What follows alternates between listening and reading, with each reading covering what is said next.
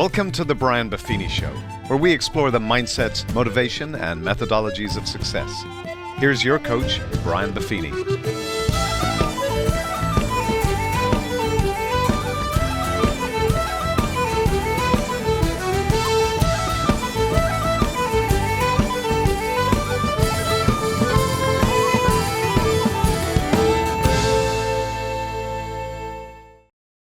Well, top of the morning to you and welcome to the Brian Buffini Show. Today we have a guest who authored the #1 New York Times best-selling book, What Do You Want to Do Before You Die? And Mr. Ben Nemtin. He was a star of the MTV show The Buried Life, and as the co-founder of the Buried Life movement, he created the world's greatest bucket list with his 3 best friends, and they borrowed a rickety old RV and crisscrossed across North America, and they achieved almost the unimaginable.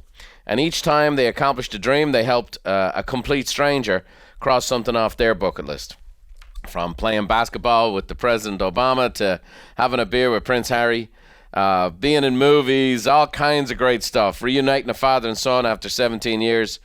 And one of my favorites was surprising a girl with a much-needed bionic arm.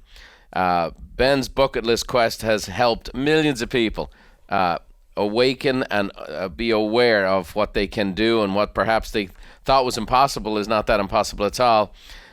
We're big fans of the bucket list, but we're amateurs on the subject. We thought we'd bring in a pro, and coming out of COVID, I think a lot of people are ready not only to travel and to pursue, but to do something fun and exciting and stretch themselves. So Ben, we are delighted to have you. Thanks for taking time to be on the show today.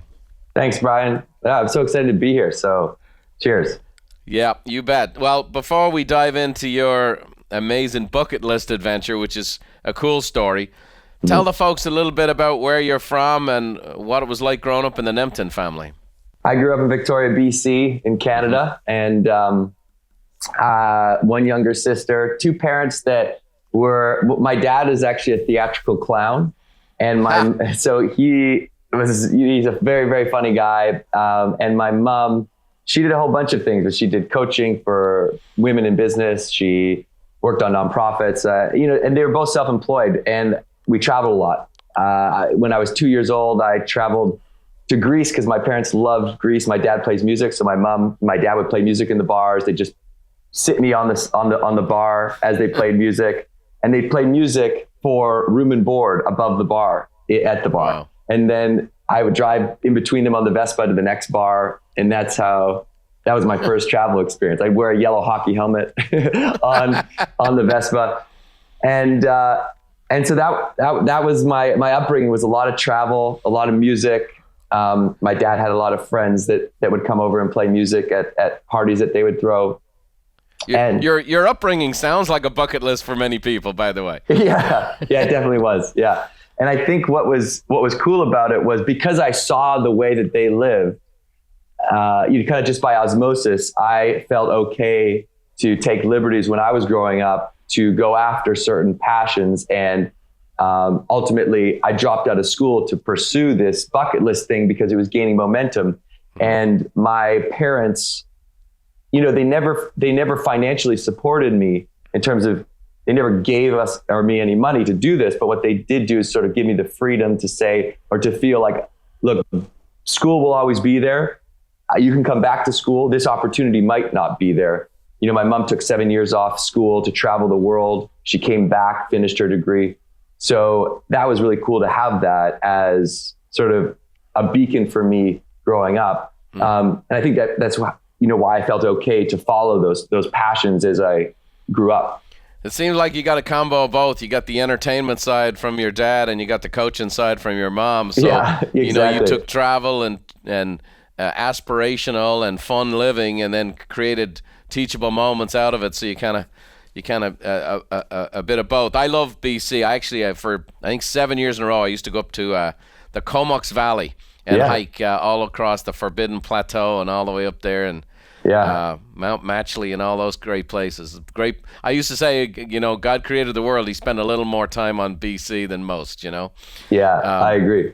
Beautiful part of the world. So, but it wasn't all sweetness and lights here. Everybody's listening to this. Oh, going on the Vespa, and you got the freewheeling parents. And mom takes off for 7 years to travel the world.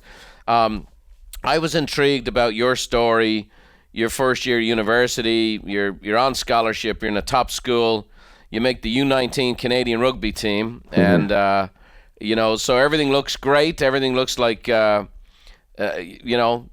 following the path. You're on the uni trail. You got the scholarship. You're playing rugby. You're playing for your country. But then all of a sudden, life took a few twists for you.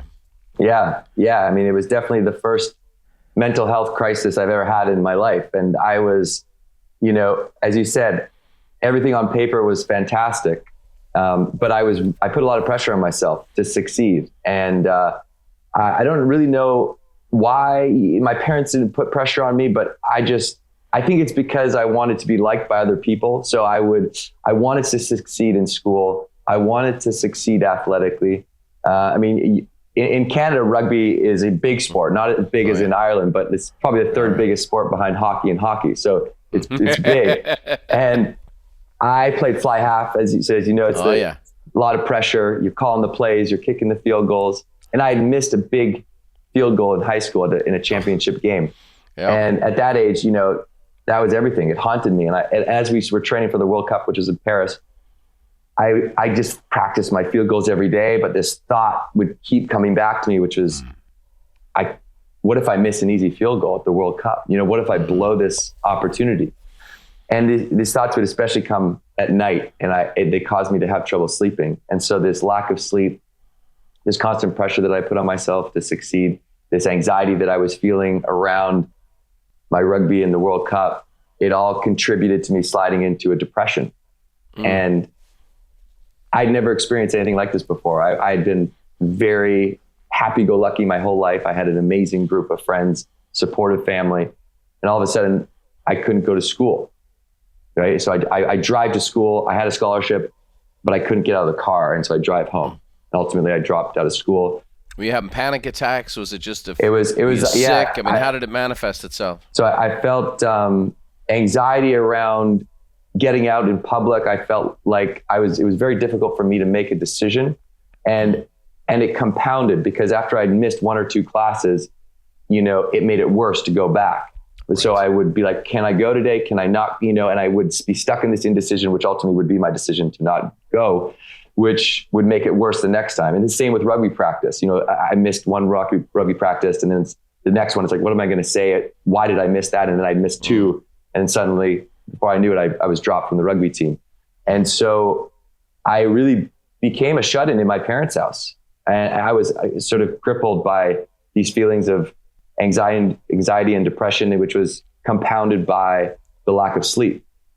And so, I tried many things. I tried therapy, but I really wasn't interested in going to therapy. I thought that it was a weakness, which now, as I've learned, it's the exact opposite of that.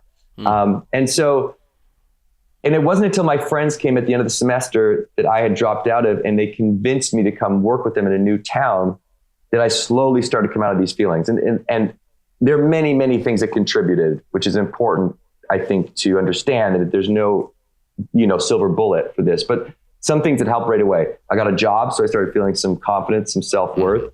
I started talking about what I was going through for the first time, which was huge because suddenly I realized that I wasn't alone, and that some of my friends had been through something like this before. And ultimately that led to me talking with a therapist to learn more about myself and build tools and habits that were good for me, and just ultimately a support system, and learn about myself. And I met young people that were inspiring. So I met kids that had already started their own businesses. They'd already traveled around the world. And I hadn't met young people like this. And I realized that they gave me energy. And I realized that some people gave me energy and some people took energy from me. And so as I was driving home after that summer away, I thought, I'm going to try and only surround myself with people that inspire me. Just like those kids that I met in a new town. And there was really only one kid in my life at the time that I felt was inspiring. And his name was Johnny. And he was a filmmaker from my neighborhood. And secretly, I had always wanted to make a movie or a TV show with my friends. And so I called up Johnny. I said, you make movies. I want to make a movie. I know we don't know each other. In fact, the only way I know you is because you took my sister to prom. So this is a little bit weird. So I was very conflicted about whether I should reach out to him. But he said, I was just talking to my friend Dave about something like this. And I said, okay, I'll call your older brother Duncan. And how about the four of us get together and let's talk about making a movie. And so we started chatting, and we had no idea what this movie was going to be about, but we all had this feeling that there were all of these things that we'd always wanted to do, but we'd never even tried them. It's like they were buried. And so it actually happened to be Johnny was sitting in his freshman year at McGill University in English class. And his English professor assigned him a 150-year-old poem to read. And the poem's called The Buried Life. And he reads the poem, and something strikes him from that poem. He sends 4 lines of that poem back to us. And he says, guys, read this poem. And the 4 lines are, but often in the world's most crowded streets, but often in the din of strife, there rises an unspeakable desire after the knowledge of our buried life. And he said, guys, this is crazy that this poet in 1852, over 150 years ago, is articulating the exact same feeling that we're feeling, that we have all these things that we want to do, but we haven't done them because they're buried, but once you unearth them, that those are the things that light you up, but everything kind of pulls you away from that in the day to day. And so we thought, well, I guess we're not the first people to feel like this. Why don't we take this name, The Buried Life, and even though we didn't know what the film was going to be about, we thought we're going to call it The Buried Life. And our next step was thinking, okay, how do we unbury our dreams? And that's where this question, what do you want to do before you die, came from, because the thought of death actually made us think about life. By actually digesting our mortality, it put things in perspective. And so when we asked ourselves this question, there were many answers, and that's where the bucket list came from. It was our answers to the question, what do you want to do before you die? And when we wrote the bucket list together, and we said, there's 2 rules. First rule, you have $10 million in your bank. Second rule, you can do anything. So you have to pretend that those 2 were truths. Yep. And you wrote down, make a TV show, go to space, pay off our parents' mortgage, tell a judge you want the truth, you can't handle the truth. Like anything that we could think of. And then we thought, well, there's no way we can accomplish these on our own. We're going to need the help of other people. So how about every time we cross something off our bucket list, we'll help a stranger we meet cross something off their bucket list. And we'll go on a road trip. We'll check things off our bucket lists, and we'll ask strangers along the way, what do you want to do before you die? And if we can help them with that thing, then we will. And that'll be our film. And so we threw parties as fundraisers. We cold call companies pretending we were a production company. We got a local juice company to pay for our gas. We boarded an RV, an old 1977 Dodge Coachman. And the community really came together to support us. There was a deli that gave us lunches while we were fundraising. People donated things so that we could give it away on the road trip. And keep in mind, this is in 2006. And so when we hit the road, something sort of unexpected happened, which was strangers started to hear about our mission, and they started to send us emails through this website that we built. And they said, hey, I saw number 9 on your list, ride a bull. My uncle has a bull ranch, he can get you on a bull. Or I saw number 42, make a toast at a stranger's wedding. My best friend's getting married, I'm the best man, I can get you in. And then people would send us their dreams asking for our help. So we got inundated with hundreds of dreams, first in BC, then in Canada. It was national news, then it was international news. And so we got these hundreds and hundreds of dreams. And we come back after that 2-week road trip, and we thought, holy crap, we got to keep doing this. And so that 2-week road trip ended up lasting over 10 years. Wow. And those list items that we had initially wrote on the list that I was completely sure were impossible, over time, they ended up falling off the list. And that's crazy. Yeah. I am curious to know what the first thing on your list was, but that you checked off. But I actually have one thought just came to me, which is, what was the most common thing you heard? If I get thousands of emails every month, and there seems to be patterns. There's you get this, and that one might be somewhat unusual, but there's a lot of patterns. What was the most common thing you saw? What was the most pattern thing? Definitely travel. I think travel and adventure are the most common category of life when it comes to a bucket list.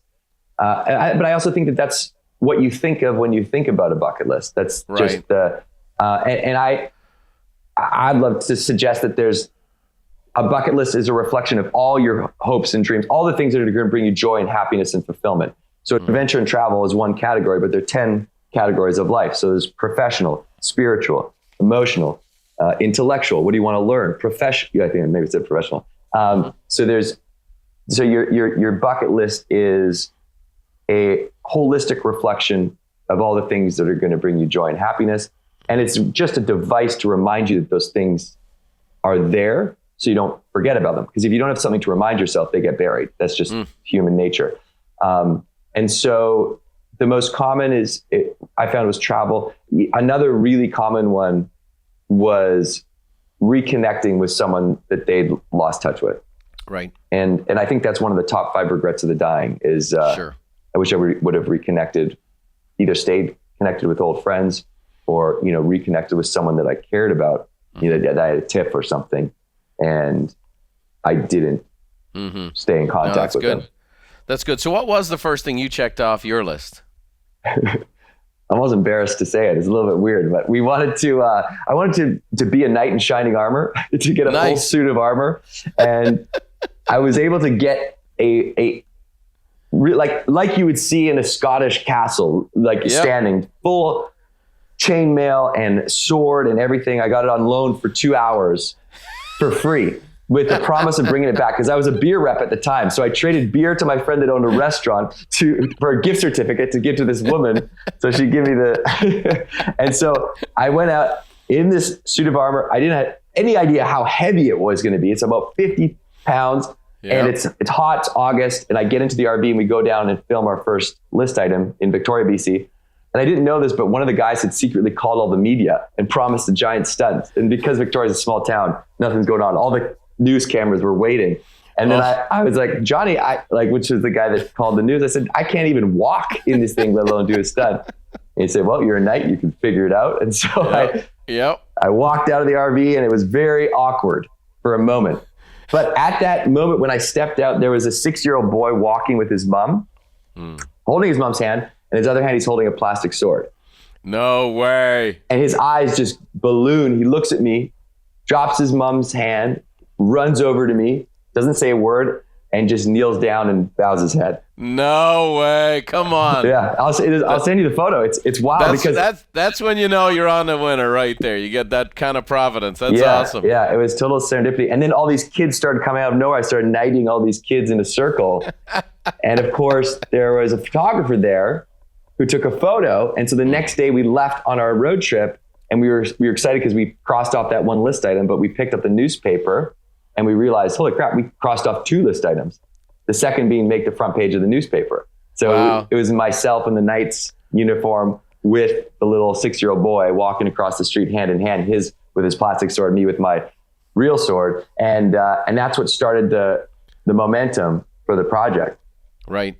Well, I think once people realized it wasn't just about your bucket list, but also about other people's, then again, people want to help you. And I think you're probably surprised to find out how much people wanted to help you. Yeah. And then also people reaching out wanting to be helped.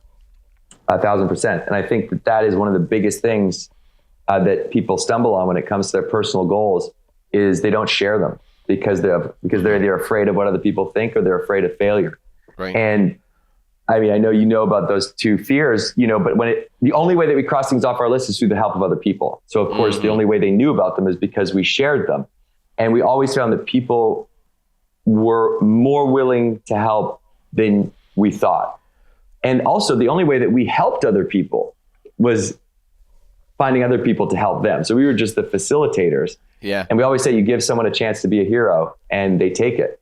And so I think sharing your dreams, sharing your list, sharing your goals is so important because if not, you're on your own. You're going at it solo. And so you not only give other people the chance to help you, but you also build accountability by sharing your list. And with your personal goals, we need to create accountability because we have accountability and deadlines for everything else in our life. And so with our personal goals, we don't. And that's why we push them. Right? Sure. 76% of people on their deathbed, their single biggest regret in their entire life is, I wish I would have lived my ideal self. So versus living for someone else. Sure. And so they regret the things they didn't do, not the things that they did. And it's because it's human nature to continually push these personal goals because life gets in the way. And And we have no consequences. We say, I'll do it next week. I'll do it next month. We'll do the trip next year, until 76% of people realize they're out of time.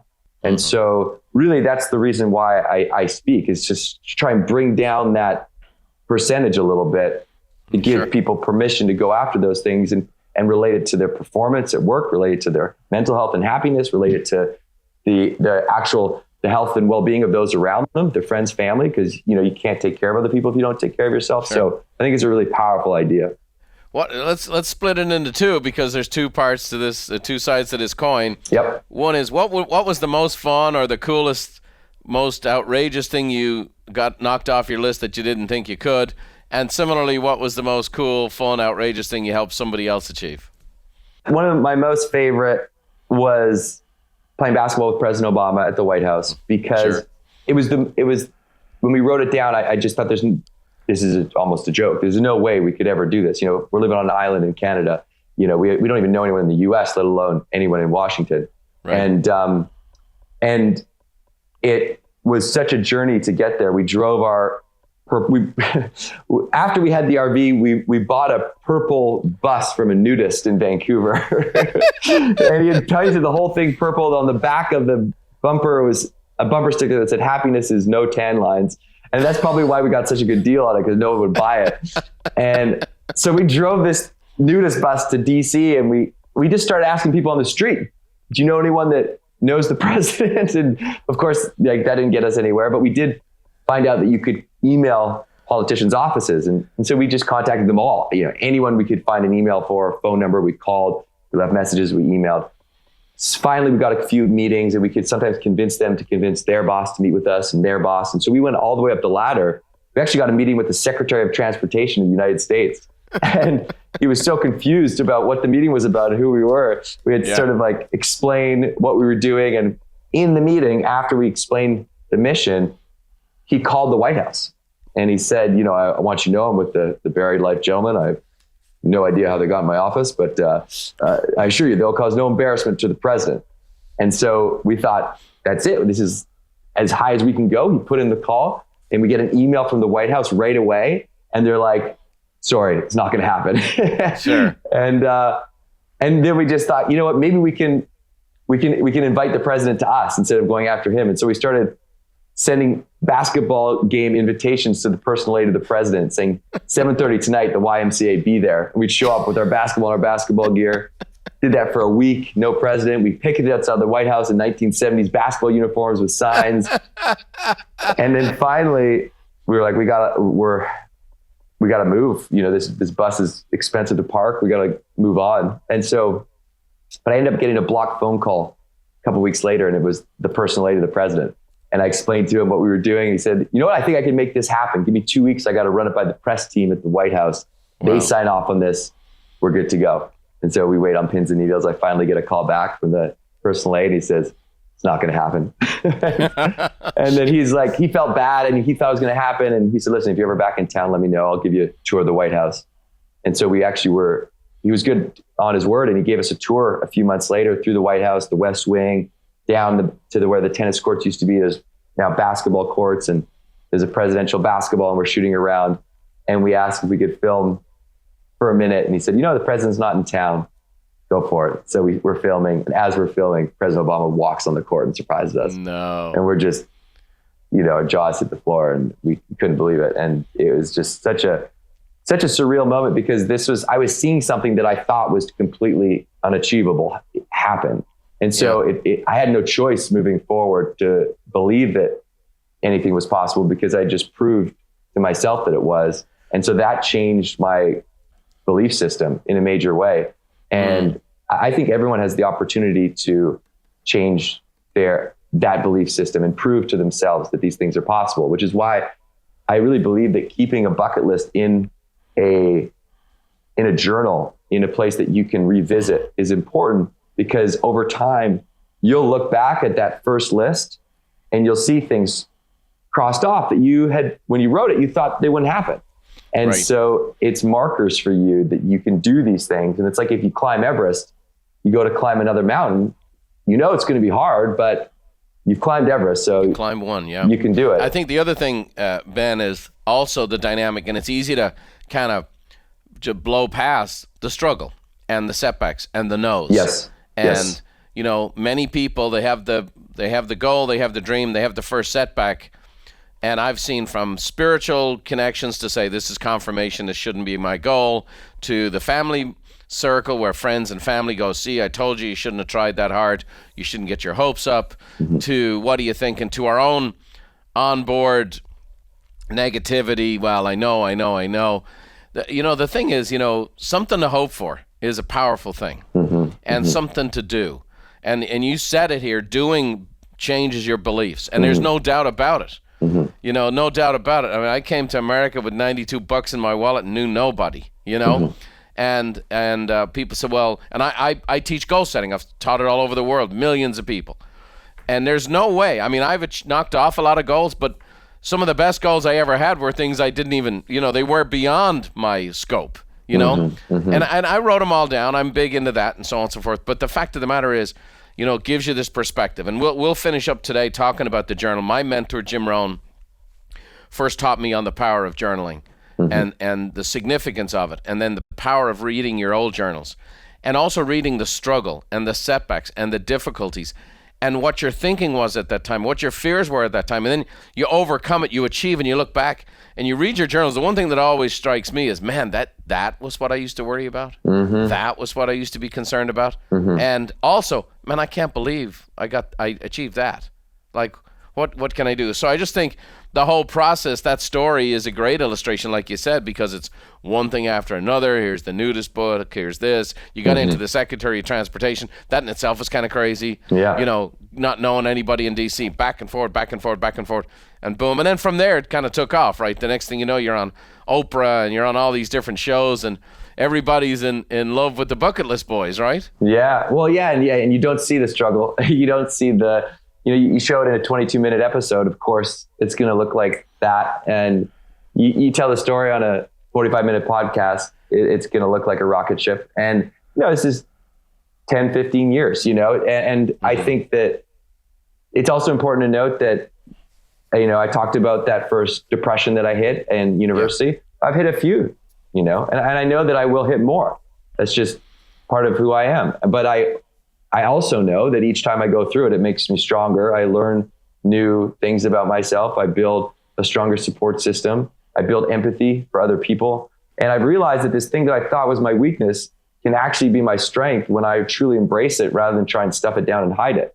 And so I used to do my keynotes. I'd tell the whole very life story. I wouldn't mention depression because I was ashamed of it. Right. Right. And then I started learning more about the rate of suicide in the US. Someone takes their own life every 15 minutes in the US alone. So it's right. Over 150 suicides a day. And after the pandemic, feelings of depression and anxiety have increased. And so I thought, well, if I can, when I heard other people talk about their struggles that I admired, Michael Phelps, athletes, those types of folks, it normalized it for me. I thought, wow, the best athlete in the world goes through this. I guess right. It's not that weird. And it's funny, Ben, we're 25 years coaching people, tens of thousands of people.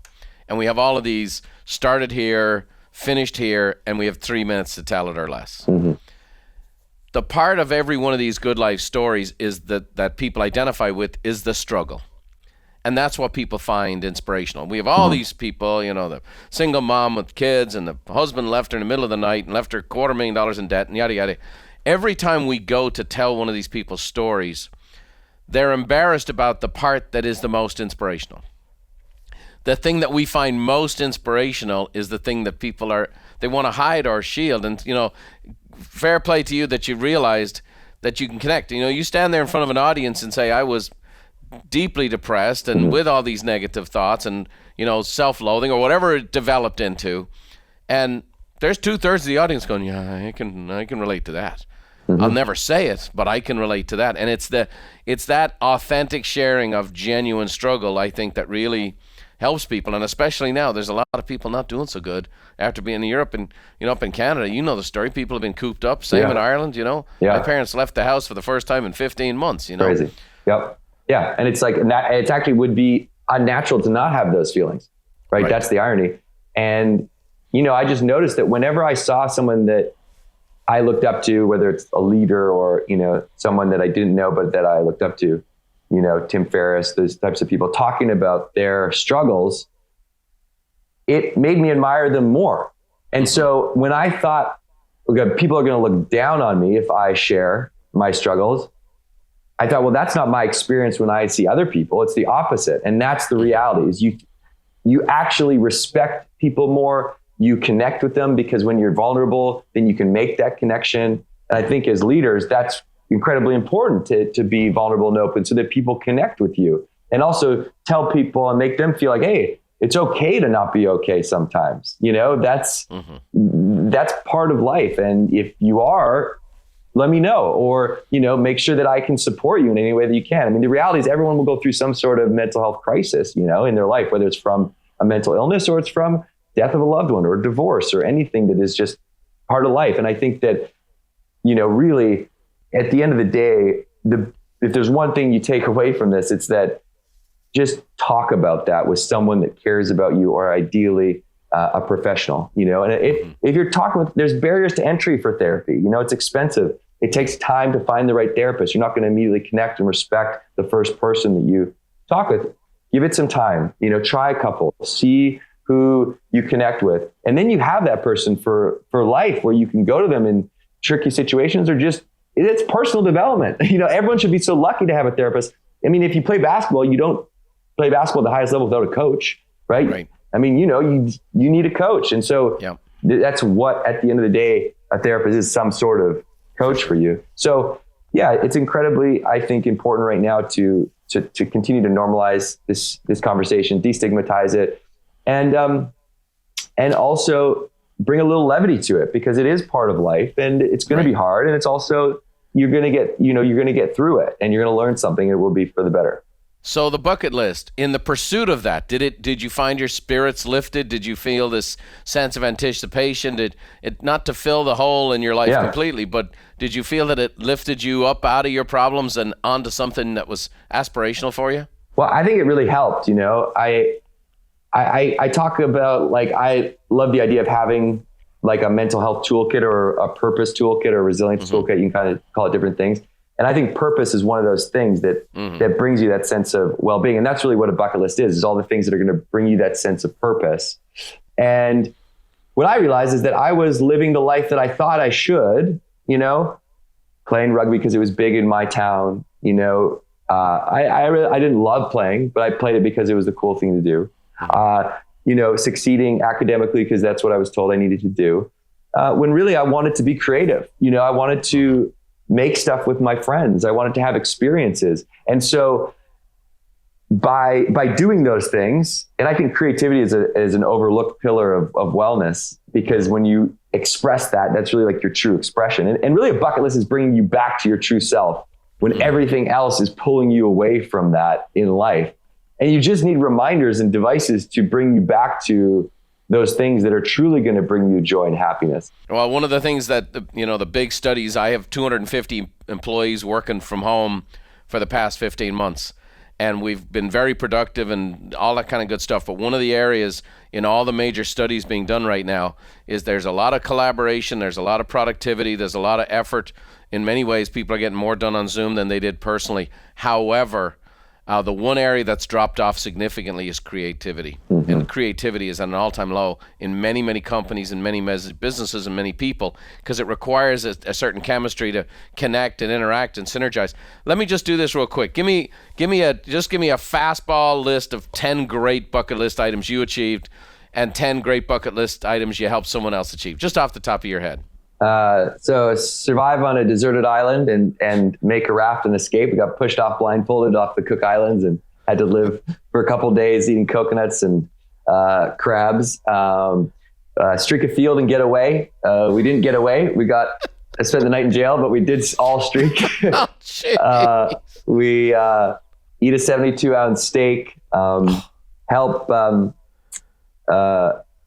ask out the girl of your dreams. My friend asked out Taylor Swift at the CMTs and actually we snuck into the CMTs, pretended that my friend was a famous country music star, got a horse and chariot, got fake fans out there screaming his name. He got in and asked her out and actually went on a date with her. Yeah, it's been a wild journey. And some of the things that when we help people, the first person we ever helped was a guy named Brent who wanted to bring pizzas down to the homeless shelter. And that was the one thing that we were like, yes, we can help you because we can afford pizzas. And so we interviewed him, and we found out that the reason why he wanted to bring pizzas down to the homeless shelter because he lived in that homeless shelter for many years. And he said when people came in with food, it was the best because it felt like someone actually cared about him. And he just he got himself out of that homeless shelter by starting a landscaping business. That landscaping business relied on his truck, and his truck had recently broken down. But when we asked him if we could help, he would always talk about bringing the pizzas to the homeless shelter. So we thought, we got to figure out a way to get this guy a truck. And we had $480 between the four of us, Canadian. So it's, less. And we went to a used car salesman. We told him Brent's story, and he gave us a $2,100 truck for $480. Wow. He paid for the insurance out of his own pocket, right? So talk about like giving someone a chance to be a hero. We drove the truck up to Brent. We tossed him the keys, and he was just beside himself. No one had ever done anything nice for him. Especially not like this. He just hugged me and started to cry. And that was the moment when we realized like, we got to keep doing this. This was the first, we'd never helped anybody outside of our circle, someone we didn't know. And it was a resonating feeling. And so we thought, okay, we got to keep doing this. And that's what we found. And consistently is just there's a list of items that we do, which are awesome, but there's, when you help someone else, the way that it sinks in with you is different. It sticks with you. And I think it'll stick with me until I die all these times. For sure. And so that was amazing. We helped a girl that was born with one hand. As you mentioned, we found her a bionic hand. We got it donated from the best prosthetics company in the world. One of the best, called Hanger Clinics. Surprised her with that. We helped this was a really cool one. Two guys said, I want to reconnect with our childhood best friends. We haven't seen them in 40 years. We used to go to this lake together every summer from the ages of 7 to 14. And since we were 14, we haven't seen them. And so we were able to convince them to go to the lake as a part of something else. And we found the other guys, and they surprised them at the lake. And immediately they were back to being 14-year-old best friends. How great is that? Yeah. And that was interesting too for us, because we thought, well, there's us in, 40 years. 40 years. Yeah. And so, yeah, we helped a girl in New Orleans after Katrina. Her mom passed away, and she didn't know where her grave was. She was actually buried in Denver because she passed away on the bus out of New Orleans. So we helped her find her mom's grave in Denver, and we helped someone overcome a fear of heights. We reunited two father and sons after 14 and then 17 years. Lots of cool stuff. Yeah, it's one thing to check off the box and streak the field and whatever else, but the profoundness is always, and I always give this to people, it's great to have the bucket list, but its ultimate is the service list. And if you can bless other people, that's to me, checking off the box always makes me motivated. But beyond motivation is inspiration, and inspiration is when you really do those acts of service, and that's pretty spectacular stuff. Hey, something I want to jump into here. It's no stranger to our audience that not only do I promote books I believe in, but I'm a big journal guy. I've promoted journals. I've taught journaling for a long time. And I was excited to hear that you are coming out with a new book, which is the Bucket List Journal, which is eminently practical and impractical at the same time. So I'd love you to talk about it a little bit, because we actually, and I don't know if you know this, we actually built one, and it was very cumbersome and difficult to build. We gave one to our mastermind audience a few years ago. Yeah. And of course, everybody had this beautiful bucket list journal that we built out, and then COVID happened. Right. And I'm sure it all just went in the tank. And like I said, we're rank amateurs when it comes to the bucket list. Talk to me a little bit about this bucket list journal and what's in it for folks. Yeah, so it's really about getting past the top 3 things that stop us from going after those personal goals. And those are, there's no deadlines. So we have to create accountability.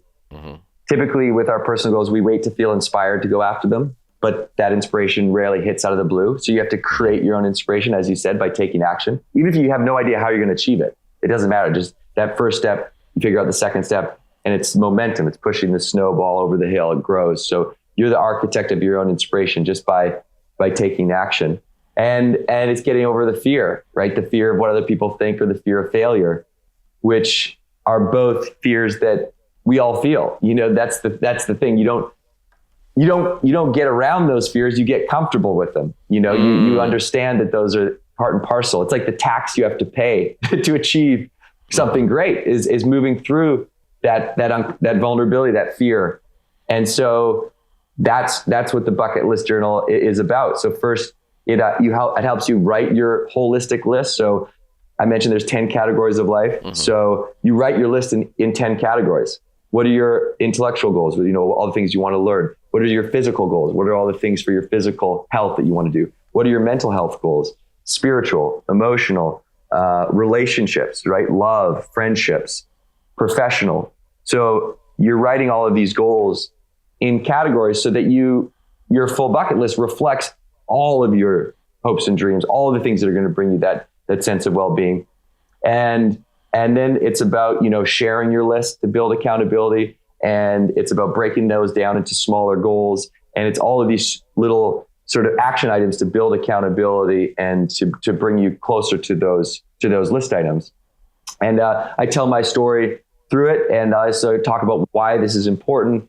And there's some really, I think, inspiring quotes throughout it and some cool little hidden messages that will take you to different videos and pieces of content for people that get the journal. So yeah, it's kind of one of those things that I've been wanting to do for a while, because every time I do a keynote, I want people to have something like the tool to go and do those things. And that's what this is designed to do, is to help you take those steps. And I think it's quite a beautiful book. So I really wanted it to be something that you felt like you wanted to keep, because as I said, you want to keep your journal and you want to revise your bucket list as you grow. Because as you move through life, of course, your goals, your dreams, are going to change. And so you want to revisit your list and take things off that you don't want to do, add more things. And that's okay. We have the original 100 that we did, and we've crossed off 95 or so of those 100, but I've added hundreds more because, of course, now the things I want to do are different than when I was 20, Sure. So I think that's why if you have this thing that you can revisit, it's important. And I think you should do your bucket list with your partner. I think you should do your bucket list with your family. I have tons of parents that come back and say, hey, we did our family bucket list in the summer. The kids wrote a list. It's awesome. We do it now every summer. Or, the spouse bucket list. Life gets busy. You forget about, what do we want to do as a couple? And, and then of course, your goals and dreams, and it's all on the table. There's no rules with the bucket list. The only rule is that it's important to you. Love it. Where can folks get this, the journal? They can get it through my website, bennemtin.com, or bucketlistjournal.co. Bucketlistjournal.co, and Ben Nemtin, Nemtin.com. Great stuff. Well, we're excited to see that. We have a little tradition here at the Brian Buffini Show that we ask 5 rapid-fire questions to every guest, and from our own bucket list of people we've had here over the last 300 episodes. So I know you're not ready for them, so that's why we get the best answers. But it gives another flavor into who you are and how you think. So number 1, what's the single best piece of advice you've ever been given? Surround yourself with people that inspire you. Who gave you that? It was actually one of my dad's friends, and that's was the catalyst for me thinking about, surrounding myself with someone like Johnny, the filmmaker. And I still abide by that, because it totally, I think, is the single best thing that I've done in my life. That's great. What one talent or gift do you wish you possessed that you currently don't? Playing music. Yeah. You know, that is the 99% of the answers. Really? Yeah. Yeah, everyone wants to play and, you know, in front of a crowd or be able to play and perform. Yeah. You know, we all blew off Mom when she gave us the opportunity to play piano, but there you go. Number 3, what book has been most instrumental in your life?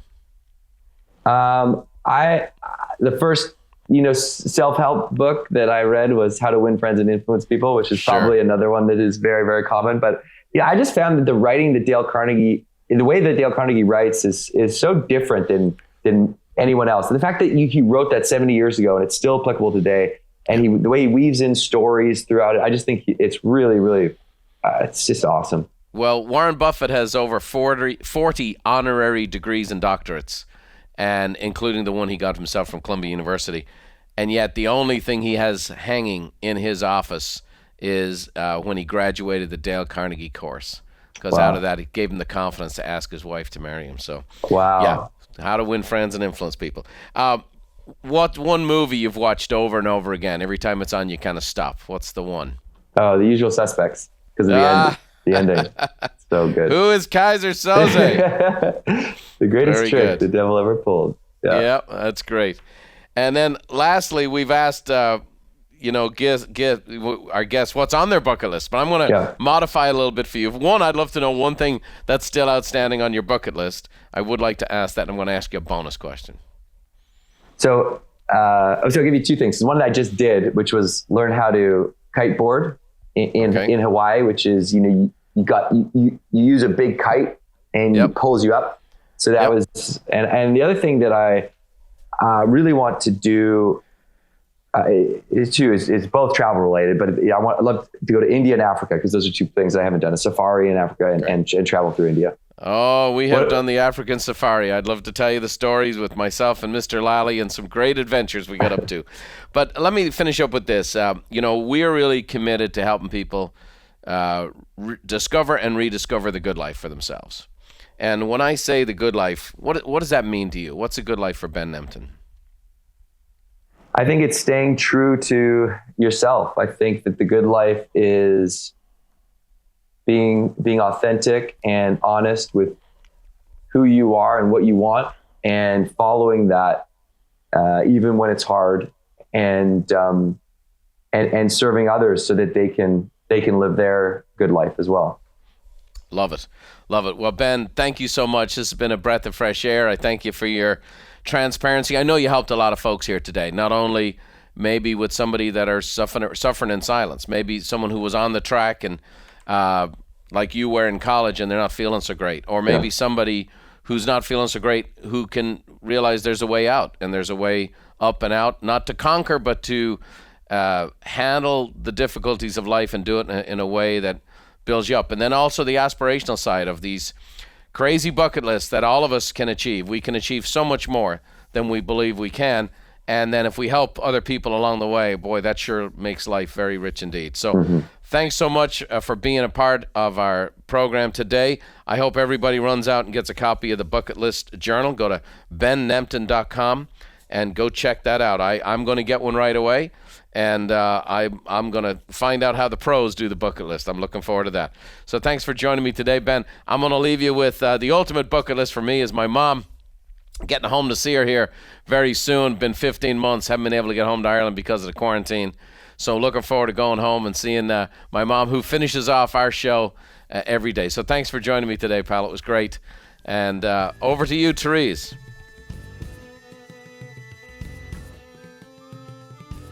May the road rise up to meet you, and may the wind always be at your back. May the rain fall soft upon your fields, and the sun shine warm upon your face. And until we meet again, may God hold you in the hollow of his hand. See you next time.